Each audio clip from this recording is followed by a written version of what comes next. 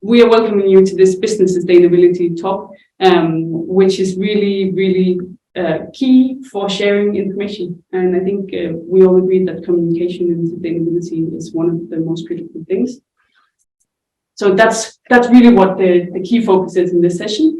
And it's run by Chef Dico here today from Security. Namrata is sitting on the back, and the Umbrella Institute. So today we welcome Nadia, and we would love to hear you explain what you do and your background. All right. So my name is Nadia Boumeziout. I'm the head of sustainability and information governance at Zurich, Middle East. I look after implementation of the sustainability plan within the region here. Our strategy is set at the group level, and we then cascade it down to the local business units. And Zurich is really a company that aims to be the most responsible and impactful company in the world. One of the most impactful companies in the world. So we take sustainability really seriously. Yeah. So that was my next question. What does sustainability mean to Zurich Insurance, both locally but also globally? So for us as an insurance company, we're obviously in financial services. Many people would ask, like, what does sustainability mean to you? For us, we've carved out 3 strategic pillars. One is climate change, obviously, which we call our 1.5 degree future. And we both know 1.5 it's probably out of reach.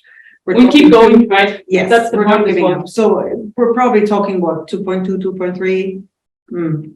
Yes, but we still have that goal, 1.5 degrees future. That's kind of what we set as our targets. Within that, we track our emissions within our operations, our emissions within our investments. The second pillar is around digital society, confidence in a digital society. That's really about data privacy and protection. As we're all transforming digitally, and even more so during COVID, we've seen that it's so important to also ensure that all this data that we're handling is kept safe. And you really have everybody's data, right? Like, and very personal data. Very personal data. Yes, so very personal data, and we have an obligation towards our customers to really keep that safe. And we've carved that into a data commitment that we will never compromise that personal data of our customers. I think it even links to the next question, because many of the companies working with sustainability either produce something or have large manufacturing or selling, but you are a service company, right? Yes. You mainly have people and operations and processes. Yes, and data, right? And data, as we know, is the new gold. So that's really the value that we have and generate, and that we have to keep safe. The third pillar is around work sustainability. What is work sustainability? It's everything around people. People are at the core of everything. So for us, it's about ensuring our employees have the skills to be fit for the future. Focusing on prioritizing internal hires versus external hires. Really having this long-term engagement and loyalty with our employees, and making sure that they have an opportunity to grow within the organization. So I think it's really interesting to hear that one of your 3 key pillars are climate change. Like, it's not daring anymore, I think, but it is still very acknowledged that there's an issue. And I think for when you are an insurance company, all of these climatal risks that are coming is really part of your materiality, isn't it? Yes. So as an insurance company, we're directly impacted by natural disasters. And we feel that, and we also see the need to cater to that, to protect our customers as well as ourselves as an organization, to ensure that we last into the future. So many times sustainability becomes about reacting, but yours is really about prevention, isn't it? Yeah. So it's also about building those capacities to know. We've seen so many natural disasters in recent years, floods, fires, and so on. And as insurers, we have there's a direct impact to our customers and to us. So it's really about prevention and planning ahead and building in this risk. It is a real risk, building that into our entire business, into our underwriting, into our risk mitigation. So we would love to know more pragmatic. Now you're head of sustainability and information governance. Yeah. A very interesting time, especially the last part of it. How do you set KPIs and key objectives for this sort of title? So KPIs are set at the group level because when we do the reporting on sustainability and ESG, it's at a group level holistically for the entire organization. These are then cascaded down. So we have metrics, KPIs, and targets to achieve within the region that we feed up quarterly, and we're being held accountable for. And we've heard that they'll be tightened for next year. So we have clear programs and targets set. And I think this is also something really important when Zurich committed to net zero by 2050. It's a nice wording, and we hear this a lot nowadays, but it's also about how are you going to get there? How do you set those targets? And how do you set intermediate targets and demonstrate you're actually progressing? And I think that we're really doing this and reevaluating them. And making an action plan instead of these strategies that really. But does every department have sustainability KPIs, or is it the sustainability department that's, getting everyone to kind of pitch in? How does that work? So sustainability is something that cuts across the entire organization. There is no such thing as only the sustainability department is responsible, right? So there are targets on the operational side, so a lot within facility management, but also across every other sector. So underwriting, risk, investments is a very important part because all of the premiums that our customers pay, we are investing. Are we investing them responsibly? Are we, where do our investments go, right? That there's a responsibility for us. We speak to our customers about it. We speak to our partners about it. We have a supplier code of conduct, meaning our suppliers are coming in and we are encouraging them to come along on this journey. Plus, they will have to at some point, because for us as an organization to achieve net zero, all of our value chain needs to be involved and be part of this. So yes, the entire organization has to have a part in it. Be educated about it, be accountable for certain aspects of it.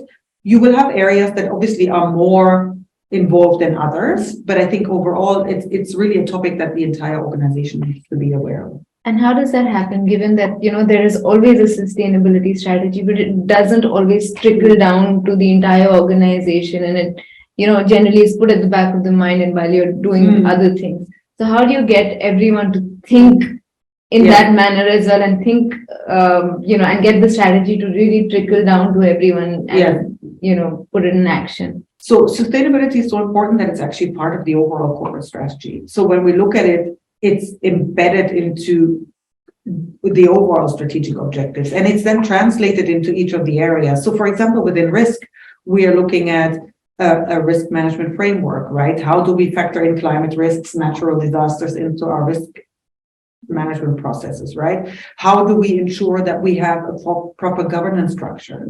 We have committees overseeing everything. It cannot be that one person is responsible for something. There has to be proper oversight, which goes into the governance part of it.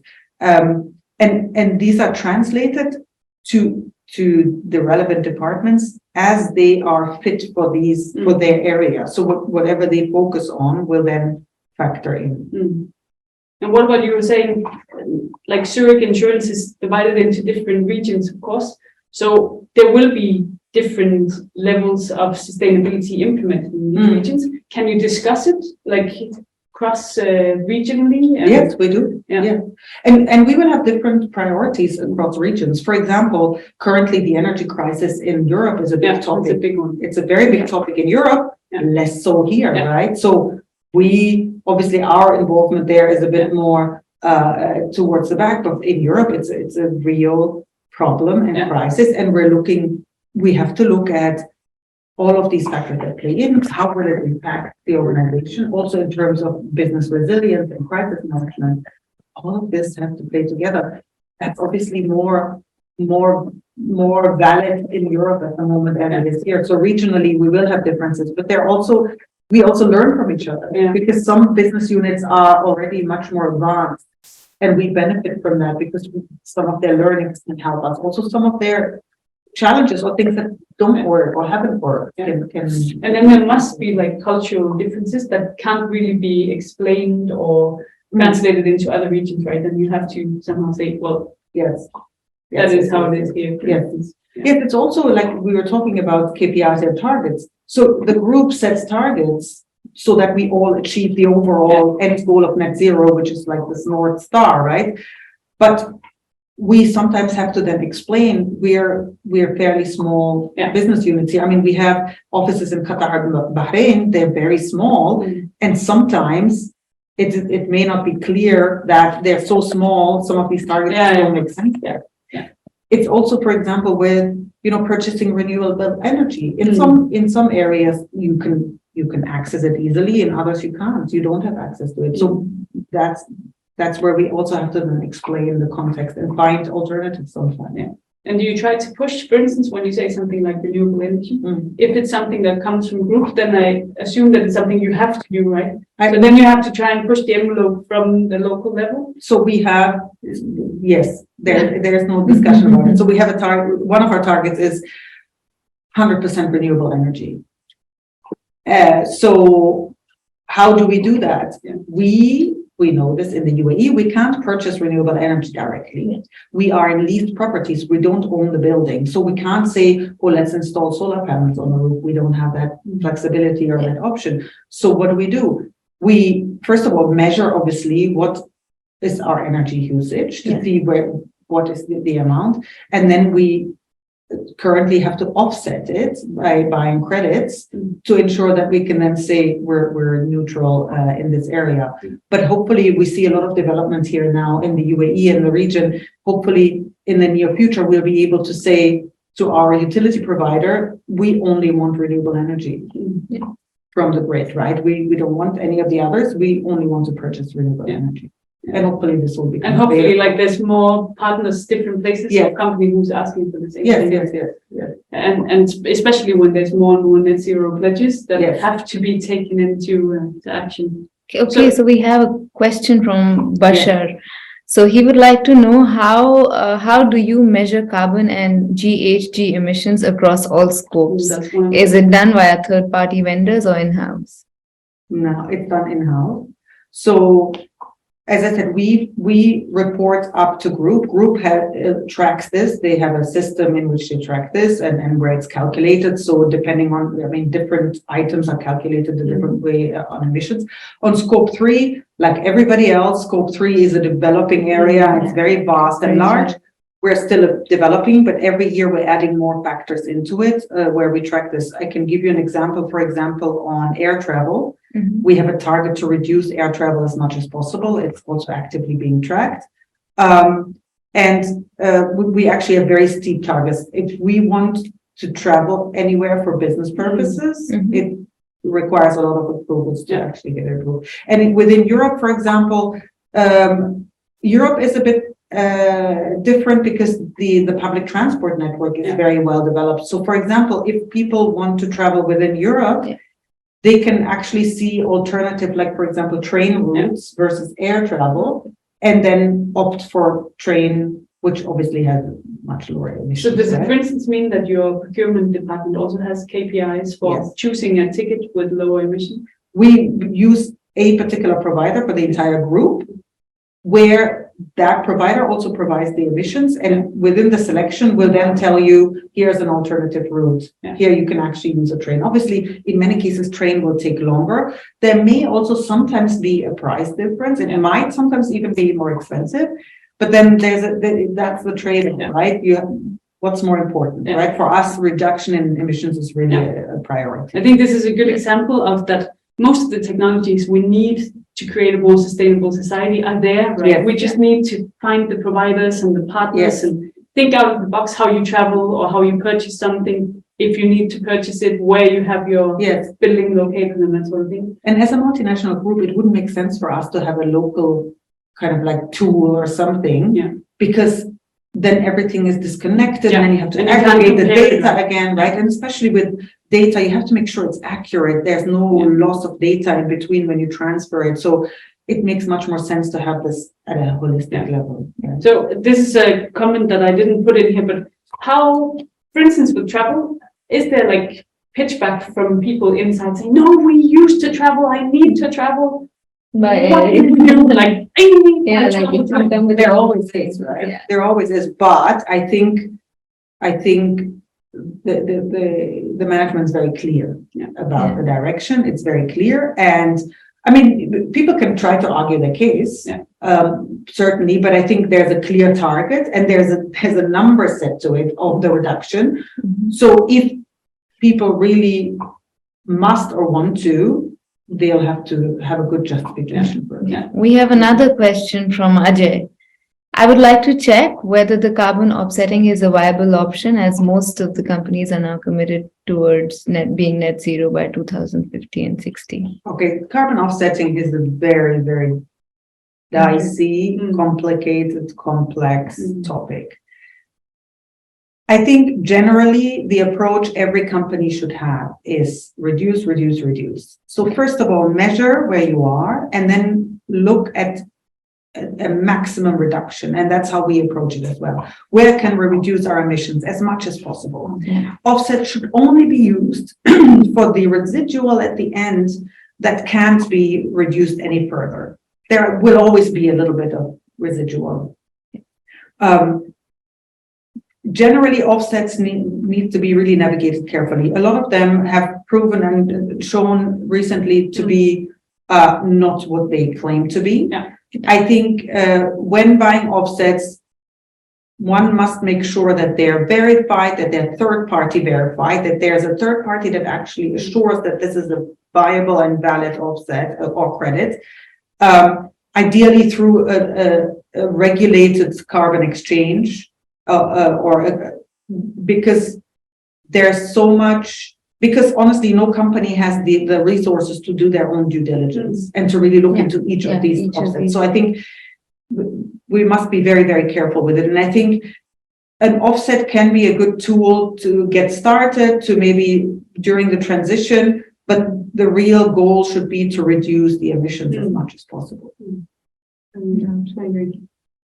But I think sometimes, just like you say, measuring and actually finding out what it is you now need to offset, but then you can really target what it is you need to reduce over time and where are the big posts that can make the big changes. I mean, a lot of companies don't even know where their emissions are within their organization. Definitely. Where are your emissions caused within your operations? And it's unique to every business. Your business, my business, your business could be very, very different. You know, so if we were a manufacturer, our emissions would be in a different area. For us, as an insurance company, most of our emissions would be within our day-to-day operations, so running offices, right? And the people and everything. And secondly, within the investments. So the investments also have an emission factor. And then it's really about something like choosing which offices you have, making people commute in a particular way. So that's also about constantly communicating what it is you want to do and achieve inside. So employee commute, for example, factors into scope 3 emissions, because there was a question about scope 1, 2, and 3. So scope 1 and 2, everybody should be able to track. I mean, I don't think there's any. No, this is good procurement. Scope 1 and 2, everybody should be able to track. Scope 3 is a bit more complicated, but for example, employee commute factors into scope 3. For example, if we look at one of our key pillars is people, right? Work sustainability.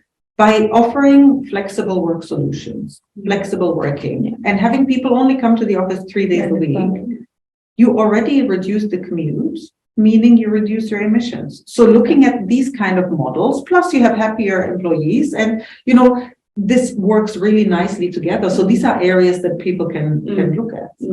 I saw a very interesting study the other day, especially with this moving to a 4-day week, for instance, which is popular in America and in Northern Europe. And the study is trying to actually figure out if then people use that 3rd day weekend to actually spend more emissions somewhere or go traveling further on their own time. So there's like there's currently a study happening in China, actually, because they now have a 4-day work week. So they're actually now reviewing and studying what's the impact and how is it. I mean, there have already been studies that show that people save money. That's a good Yeah. part as well. And then obviously emissions are reduced. Yeah. You have less traffic going into congested area. I think there are many And benefits. you can to it. scope your time out in a different Yes. way, right? Yeah. So I think maybe it relates to the next one. We will talk a little bit more about how you work with the E, the S, and the G. But I think maybe can we start with the S, your people, Yes. and how you Yes. work with. You have something very interesting called the diversity equation, equity, inclusion, and belonging. Yeah, so this term, by the way, I'm still learning. I have to say this to the audience as well. We're all still learning. This is an evolving space, and we're all still learning. So diversity and inclusion moved to diversity, equity, and inclusion, and has now expanded to diversity, equity, inclusion, and belonging. It's like something you have to learn how. Like So, what does that really mean? Because in some sense, you may think, but isn't this all the same? Like, doesn't this all play together? It's very well-being, is it? I had to think, it's well-being related. So, but I had to take some notes about this because, as I said, I'm also still learning. So it's about diversity is about having obviously a diverse people, backgrounds, right? And then reports, this ends up being how many females do you have in different positions, which is a very small part of diversity. But what diversity does, it brings different perspectives into the workplace, right? And that actually helps innovation and collaboration as well. Also, because one of the key background things is that when we just keep hiring people who look the same and are educated the same way, then there's no new information coming in, right? So exactly. We create these more living spaces of people with different knowledge. Yeah. Equity is all about equal pay for equal work. So do we ensure that people get paid equally for equal work levels, right? That's a very important. That's a very complicated metaphor. That's a bit of a tricky one because, generally in this part of the world, or maybe in many places, you're not supposed to talk about your salary and, it's a bit, but I think if the company has set this as an objective and a target and is serious about it, they will ensure that this is given, that equal work gets equal pay. And we know the disparity between men and women, but it can also be among nationalities that there are discrepancies there. So it's about, making sure that everybody gets paid the same. It's all of this, and also now belonging is a new thing where it's about, I think this also came out during COVID a little bit, where people felt disconnected. So it's about feeling like you belong somewhere, that you're part of it, that you're that this is more than just a place you go to work and go back and forth. And it sounds very nice. I think this is also still an evolving space, but it'll be interesting to see how. But I can imagine if we do read through many of the studies that people actually don't feel like they belong in some place. And it maybe especially if it's very diverse workforce, then where do I fit into this? So it's about creating a space where everybody feels welcome and trusted. And I think for like everything else, it's really important that leadership steps up and brings people together and ensures that there's a balance and that people have that sense. And also ask people. Don't make assumptions, right? Don't sit there and make assumptions that people would like this or that. It's not sometimes there are all these examples, and I'm sure you're aware of these as well, where people are saying, I don't want pizza. I want to be heard. I want to have a place that I can go to and speak to someone, and I think that's also a very important part. And it's around the mental health aspect, right? Feeling like I know I can go to someone and I'm being heard. Someone is catching. Yes. And with the recession coming in, I mean, the fear of being laid off, I think that's something huge because now like massive corporates are just like letting go thousands and thousands of people. And it's like, oh, what's really happening? Like, that fear that you're living in on a day-to-day basis becomes absolutely crazy for a lot of employees. And anxiety can be really crippling. Yeah. People cannot function if they're full of anxiety, right? So this is something, but if you have a sense of belonging and I can go to someone and they will listen to me and they will speak to me and they'll be honest with me, right? So that I think is really, really important. And sometimes as an organization, unfortunately, layoffs and so on have to happen. It's sometimes part of the business, but I think it's how you deal with it, how you treat people during the process or before. And this I think is an important conversation to be had as well. Yeah. And it's really about creating a place where like everybody feels that they belong and fit in. And in the end, we say this very often in this region that we are all family, right? It's kind of like creating that sort of work spirit that we are in the same boat together and we are going to help each other solve these big challenges of net zero and we have to recognize there are cultural differences, right? It's like you have morning people and evening people. Some people are more productive in the morning and some more in the evening. So we have our differences. We're not all the same, but it's about bringing everybody together and making them feel like there's a place for you. There's, we're connected in this way. Do you think that building a sustainability culture also helps this? Yes, because you feel like everybody's working towards a common purpose and goal. So I think, yes, sustainability certainly helps. So more about how you build awareness and information internally. You're head of governance as well. So how do you make sure that what you know and what you're talking about on the global level trickles down to your colleagues here? So I think having awareness sessions, we also have an internal kind of like social network where we can post information, but we also have to be aware everybody has their day-to-day job to do and people are busy, right? So sometimes it can be challenging to break through to that, but if you can build it in context, meaning the other day, for example, I gave an awareness session to our sales force, our advisors. They have a specific mindset and a specific goal and objective to achieve. So it's also about packaging the information so that it's relevant for them. Because if I talk about emission calculations and climate change, it doesn't matter to them. What matters to them is what does it mean to them and in their interaction with their customers and for their personal future as well within the organization, right? So you have to then frame it to what's relevant to them in that particular moment. And then I think, but I think a lot of interaction goes into it, making it relevant for that particular department or function so that it makes sense. What about something like your yearly sustainability reporting? Is that something that's explained? Why did we put these numbers or where do you fit in or is it a discussion point even? Not in a lot of detail, but I think high level, yes. And I think high level, everybody's aware of that these are the achievements, these are our targets and so on. I think now my job is also to cascade more of that down, explain more of it, give more context, make it relevant, Yeah, very interesting. So go ahead. A lot of questions coming in. I'll address them later. Should I? Okay.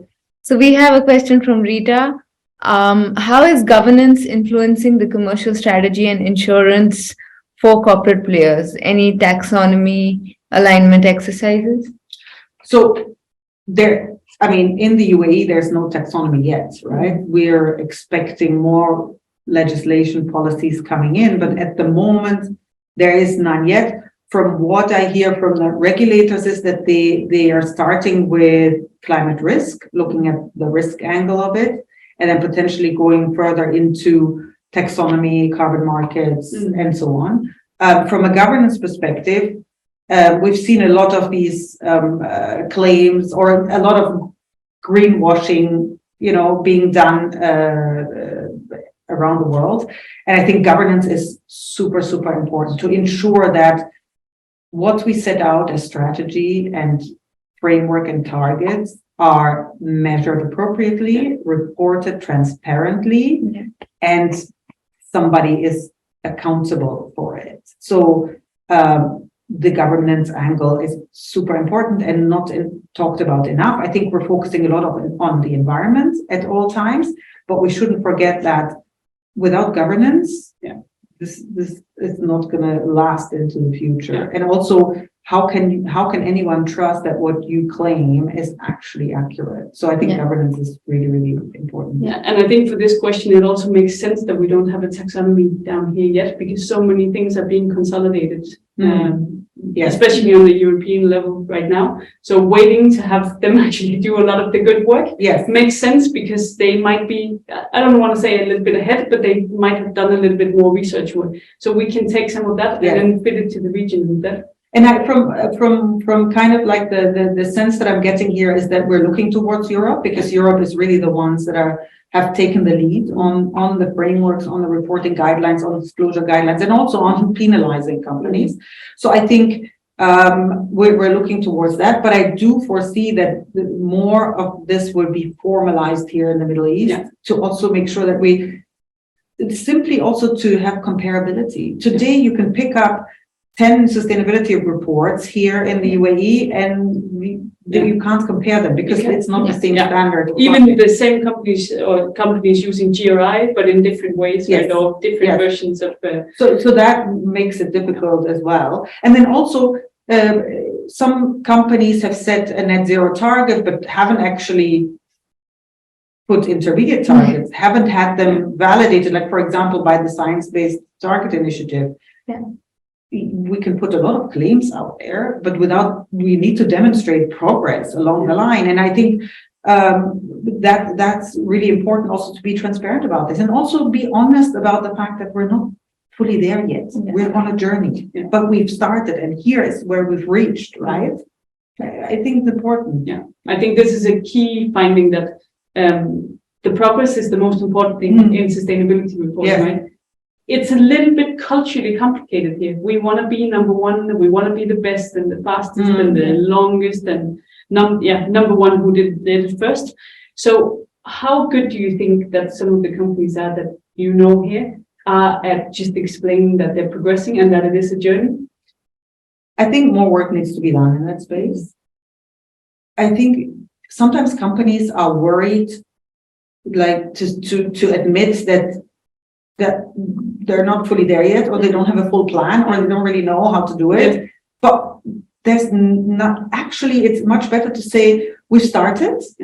We're still trying to figure things out. It's like scope 3. Everybody's trying to figure it out, right? Everybody's trying to figure out how to do it right. And ultimately, scope 3 can only be really measured when all of your supply chain is part of your journey, and everybody downstream and upstream reports to you. So first of all, we need to start somewhere, and everybody needs to start measuring and reporting and disclosing, and ideally have it validated and assured by a third party. And then we have a baseline, we have a starting. But it's also because we become impatient, right? Once you've started your sustainability reporting, you want to show what you're doing, but actually you need to wait maybe 1 year, maybe 2 years to show that there is this progress, that there's a baseline that's actually is a baseline. And I think that's where much of the greenwashing occurs, not on purpose, but because companies want to communicate something before they're actually ready. Yes. Agreed. And we need to be careful about this. And communicate, yes, but also make sure that you give context. So be clear about what you're actually reporting. For example, making a claim of reducing your carbon footprint, difficult to prove. Right? So frame it differently. You can demonstrate a reduction in emissions across certain areas. Focus areas. Yes. And also, I think if I may add this, we had this conversation earlier. What is material to you as an organization? What have you changed this materiality since new things happened, right? Your materiality assessment should be done every 2 years to see, is this still the most important aspect of us? Look at the geopolitical impact at the moment. There are companies in Europe, whatever they assessed as material 2 years ago, may have completely changed.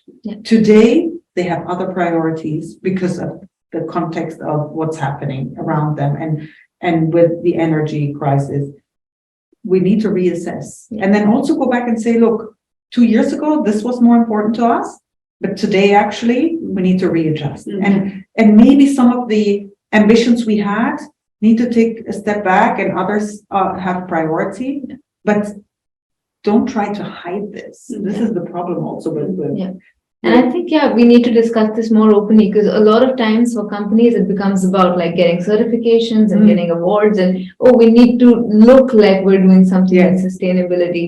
So my building may have like a certification for being green, but what I'm doing on a day-to-day basis and the way I'm running my air conditioners will be very different. Exactly. Yes, absolutely. Yeah. So the next question is about recession, which is the same you were just talking about. How is, for instance, a recession helping sustainability or not helping? What do you think? I wouldn't say it's helping sustainability. What I do think, though, is it triggers certain thoughts. And if you're on a sustainability journey, a recession shouldn't necessarily scare you, because you will have plans, you will be proactive about it, you will have, you will already have certain measures in place and certain risk mitigation measures in place that can help you through that journey. I think it's always scary, right? A recession, but I believe it's all about being proactive, having a plan, being prepared as much as possible through that, to ensure that you protect your customers, you protect the organization, your employees, of course, and so that you can make it through it. It's not the first recession; it won't be the last. Yeah. So, and it really pushes innovation, right? On some levels, that you need to think out of the box, because you might not have put it on your risk assessment.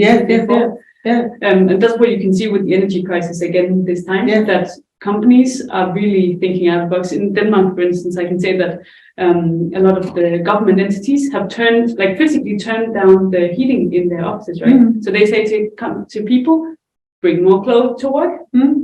It doesn't necessarily mean that everybody's sad, right? It actually means that they just use less energy.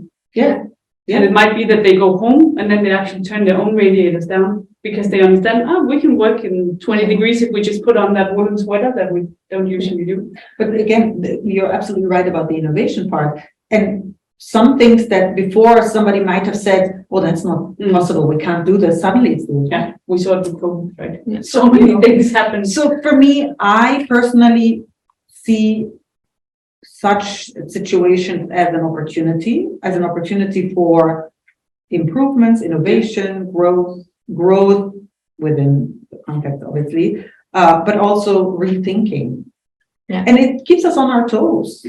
It also helps us not to become complacent on this journey. And I think everybody needs to think about, okay, what do we need to do to prepare, and how can we, adjust certain things? And actually, sustainability can be a driver, because it'll help you, for example, reducing your energy consumption, preserving those resources, right? Looking at all of this, actually, sustainability can help you through that journey. And prioritize what's actually necessary and needed, and not just also. So we have Nora. Hi, Nadia. I'm a lead sustainability architect here in Abu Dhabi. And from a sustainability perspective, what more can we do as sustainability architects and designers in our projects beyond merely meeting our sustainability ratings?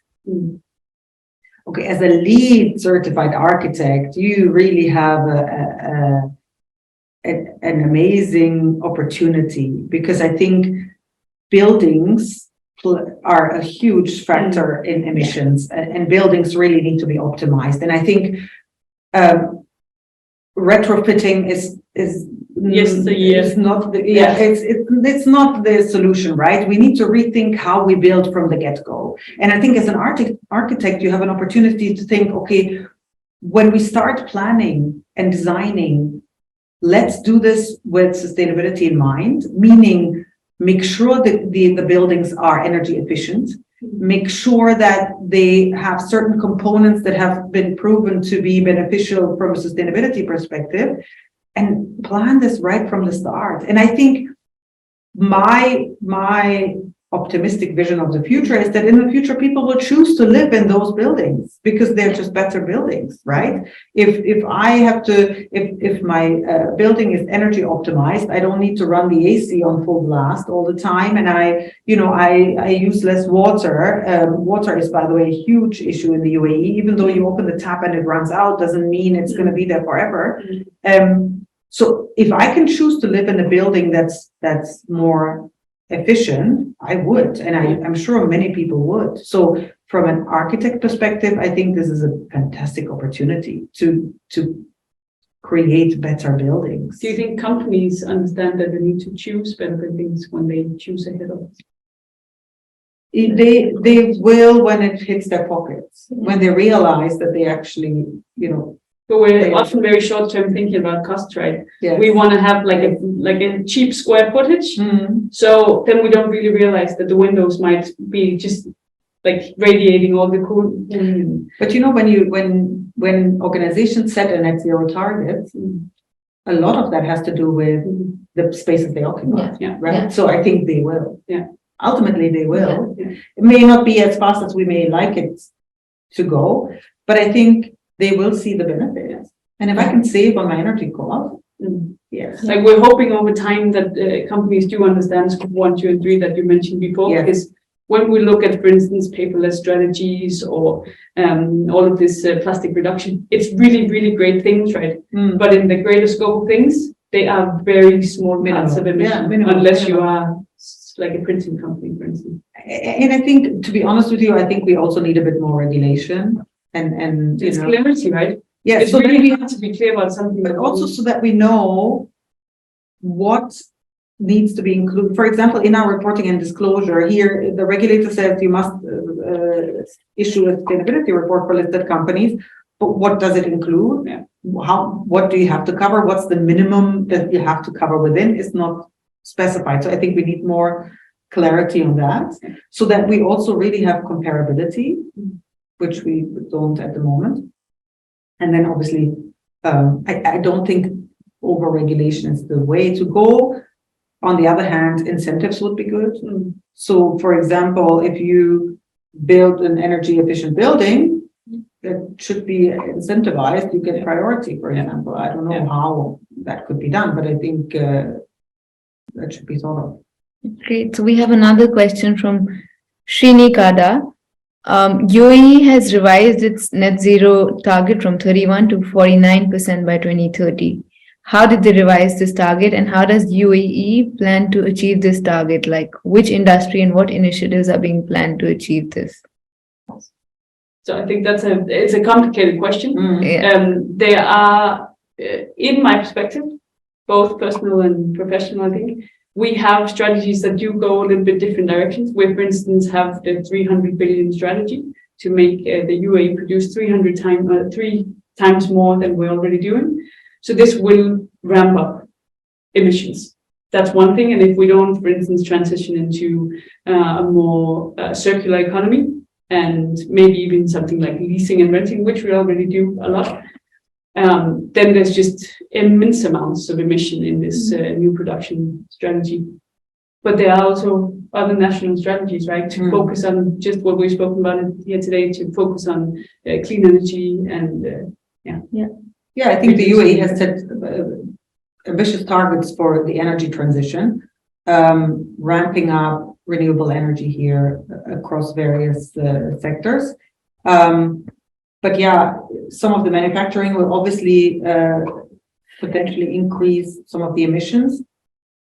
However, I think if we can ramp up the renewable energy that they will use. Well, we are very focused on building out capacity. That's my complication with this. Anyway, that's it. Like, I think that's another. But I think what I admire about the UAE is that ambitious targets are set, and we generally meet them. So I think it's also to kind of push people to innovate, push people to come up with solutions and ideas. And there's also part of the strategy is also to attract that top talent here and bring people here that have those ideas and it can have breakthrough solutions and I believe, that this will drive innovation. Yeah.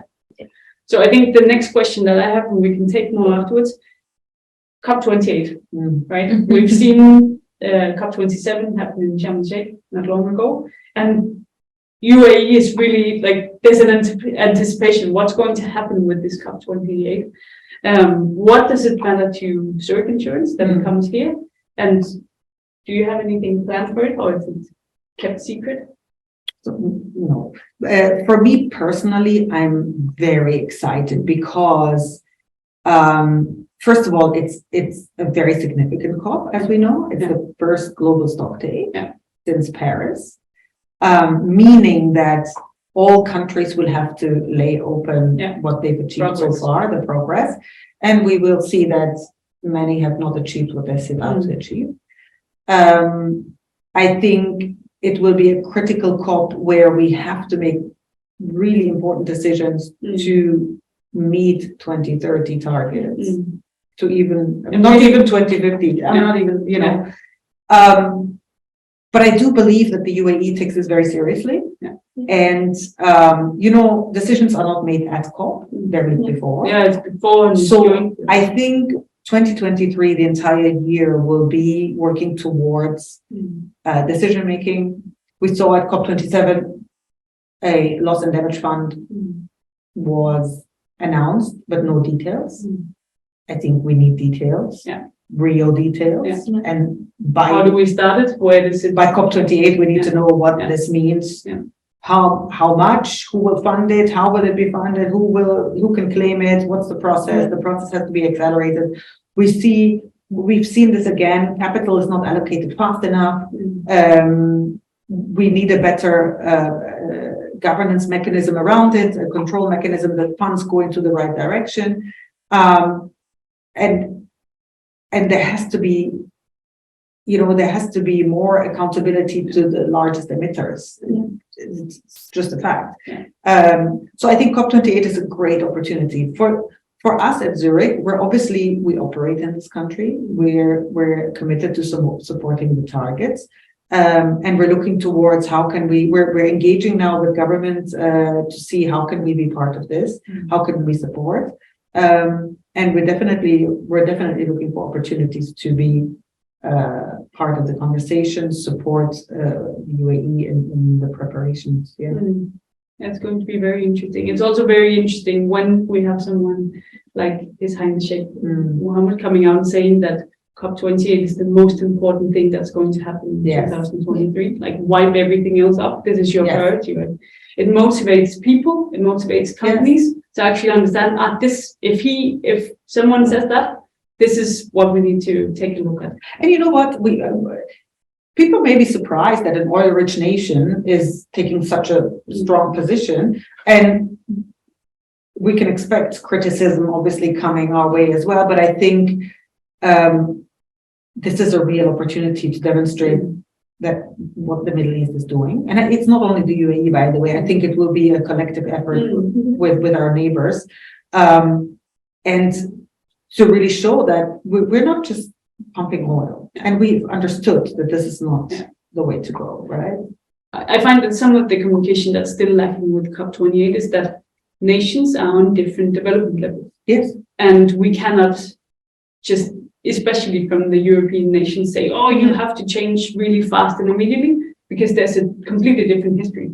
The Middle East is a very, very young region, and it's transformed like more than rapidly. So a lot of things that we've come to now would have taken 300 years in the European way, right? So we are transitioning, and I think we're doing it faster because we also like jump steps.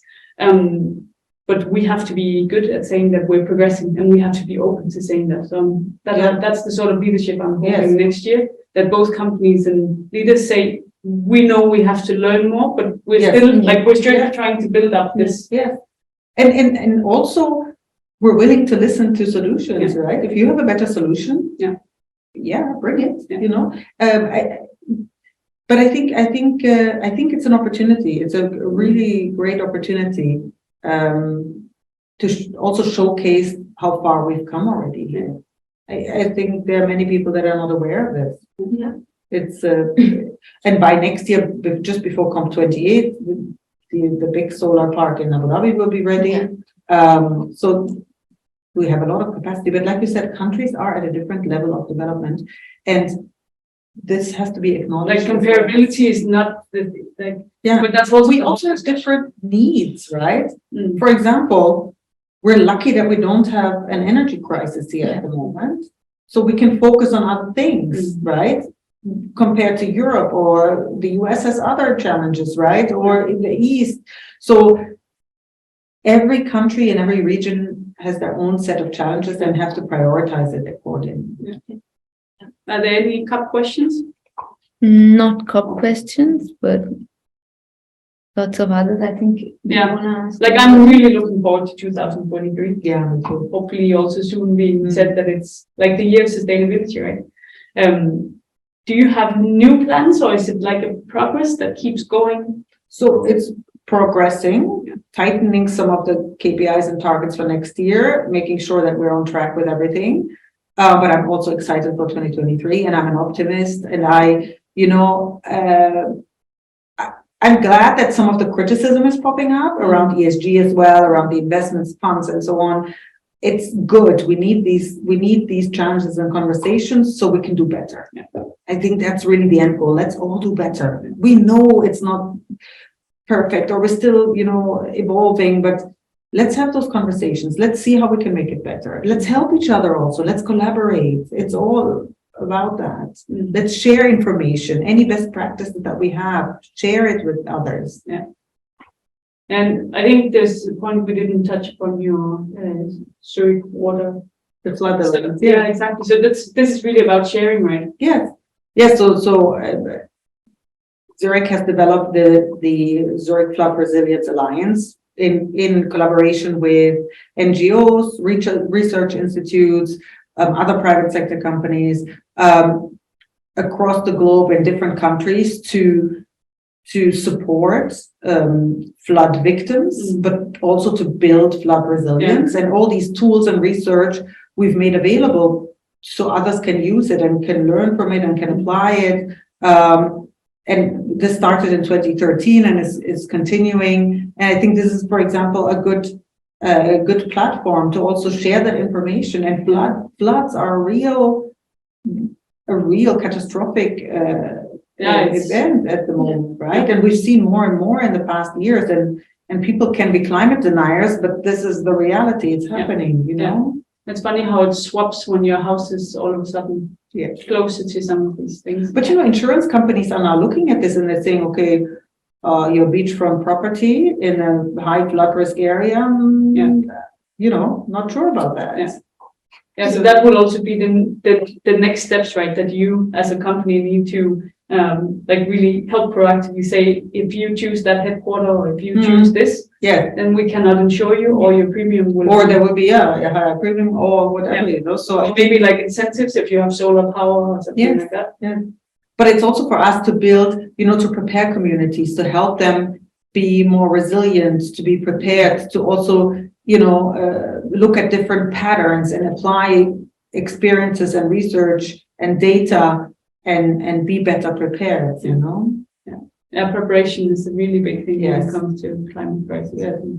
I mean, floods are a big topic. Another one is fires that have been a big topic as well. So I think these are areas we all have to look into, especially if you operate in other countries.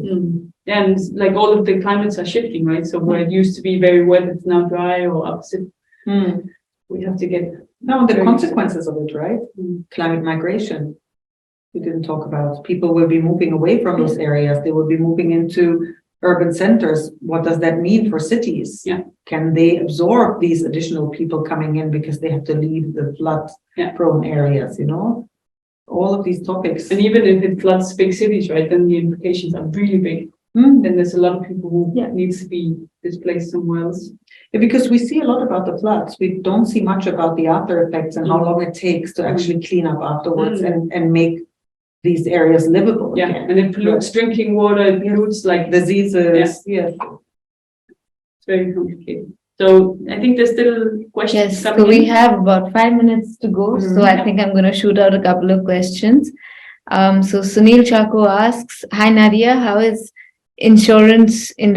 the insurance industry trying to make an impact on consumer and commercial making sustainable choices through products offered?" Good question. I think on the corporate side, it's about supporting companies through their transition.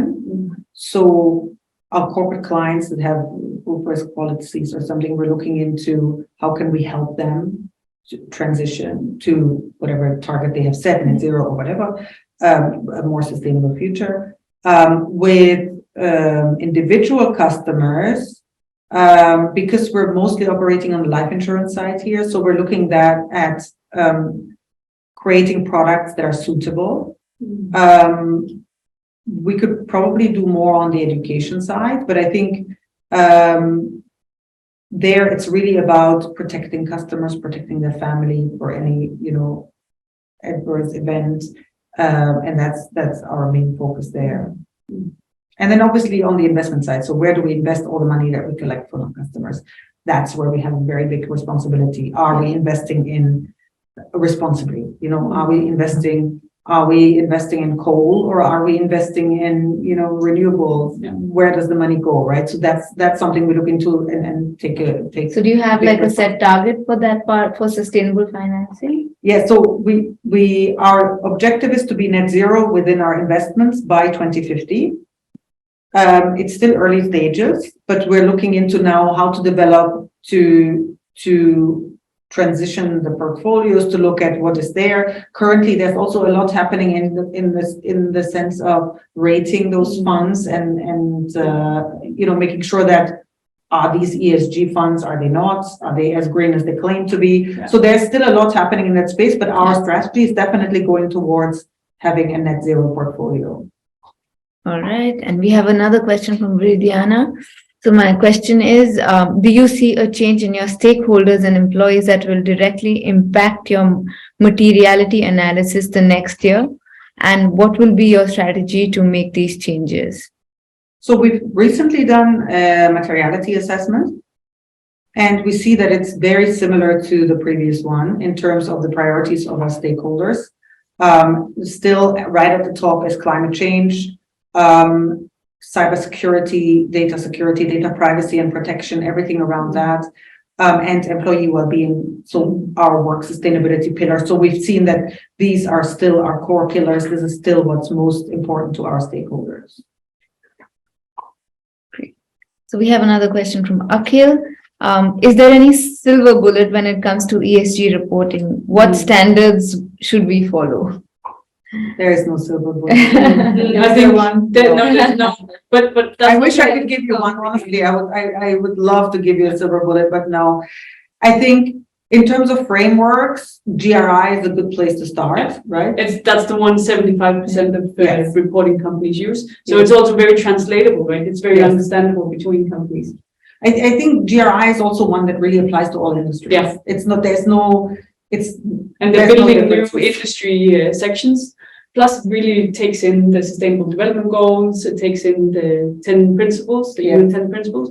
So a lot of it's actually consolidated somehow. But I think that the work that we see happening is trying to make that silver bullet. Yeah. So we also report on SAFB and TCFD, but they're definitely more complicated and complex. For instance, materiality is not that important in the same way, right? Yes, it's not seen. Yes, but so TCFD is really important on the risk side and in financial services. But I think GRI is a great place to start. It can be adopted by any industry. And then I think what I will say to any company starting or not starting, it's really important to report on the positive progress. But it's also really, really, really important to use that reporting period to acknowledge what you're not doing good, to say, this is an area of development. We need to do X, Y, Z. We have a timeline, and this is what we're working with partners or internally to do. The negative part is really what we see companies have the hardest time communicating, right? But they are also the ones that when you do communicate it and create progress, then there's something new that's happened. Like it's true change. I mean, once you go through the process and looking at all the GRI data points, it's actually serves as a gap analysis, right? Because you can then identify which areas do we fall short in. And then again, based on your materiality, you can choose to say, okay, this is actually not that important to us, right? We prefer to focus on a different area, and that's okay too. I don't think there's anything wrong with that, but I think you have to take an honest look at it. Okay, so we're at 12 p.m., but we have a lot more questions. So can I take 5 more minutes? Okay. So with Zurich Insurance sustainability objectives and net zero targets, how will they deal with current or future carbon emitter clients such as the oil and gas industry and the others when they request insurance quotes on their facilities? Will there be a carbon premium on their premiums, or avoid and exclude such clients from future sales? Very good question. So as we've said in net zero targets, these aspects must be considered. We're not fully there yet, but definitely we're looking at those high to abate sectors, and we're evaluating how do we approach these. Is this either I don't think the right strategy is to say we'll not insure them anymore. I think what we have to do is have a conversations with our clients and say, what is your plan for transitioning, and how can we be part of this and assist you and support you? There are some sectors that are very likely where we will say no more, but others that are still needed and transitioning. But again, that is for now. In the short-term future, mid to long term, there will certainly be decisions that have to be made, because how can we possibly achieve net zero if we continue to insure services? But it's also a very complicated question, a lot like the one about countries. Countries are on different development levels, but for instance, some of the companies we're talking about here in the heavier sectors, these are infrastructurally needed for the society we have. So if we stop insuring them, then there's something that falls out of our society. So as of now, we're still fossil fuel needing. So even think about it this way, even to build a lot of the renewable energy infrastructure, you need oil and gas. It's very... Like it or not, we can debate about this, but that's a fact. And currently, it's still the cheapest and it's the easiest to transport. That's also something we have to acknowledge.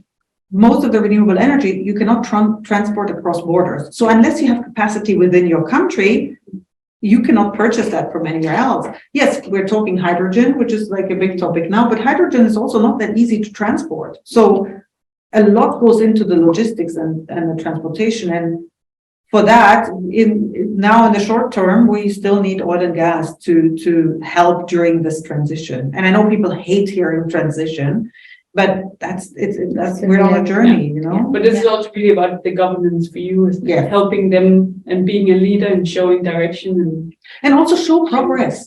Show that you're progressing, right?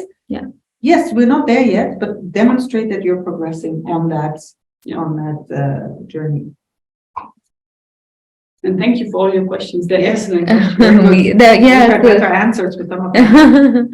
There are lots more.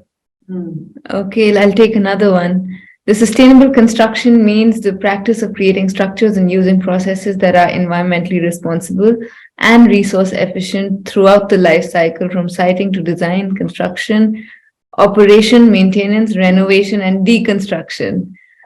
Do you think companies are aligned with the above definition? The definition is clear. Do companies want to acknowledge it? Do they have the power to do something about it, right? Oftentimes decisions have to be made that are cost-based, right? And I think we've seen now only this year, or last year, maybe renewables became like that cheap, right? Before that, they were not. you also have to, there's an argument to be made, like if it's not financially viable, most won't do it. You know, if there's an incentive to do it, then maybe yes. But I think buildings, for example, there's a lot that still needs to be done. Also, considering the waste that is produced from construction, it's huge. It's very big. Yeah. All right. So I think we're good here. Yeah. And We will you loved all have your any- questions. So you have both Security and my emails, I think. And we are going to share this webinar at some point when we've edited it. Yes, up. and we will would share just the love to hear recording. your questions. So you can reach out to us. We will also connect you when you have good I will questions. type in our emails here. And we've really loved that you were here. Yeah, thank you so much. Yeah. And I think because COVID is really subsiding a lot, we will start to have more face-to-face meetings soon. So the next one will be in mid-February. It will happen in Abu Dhabi. It will happen with a big bank, and it's going to be very interesting. So that will be the next. So thank you very much. Thank you, for joining us everyone, and today. thank you for being here today. And see you in our future events. Thank Thank you. you. Thank you.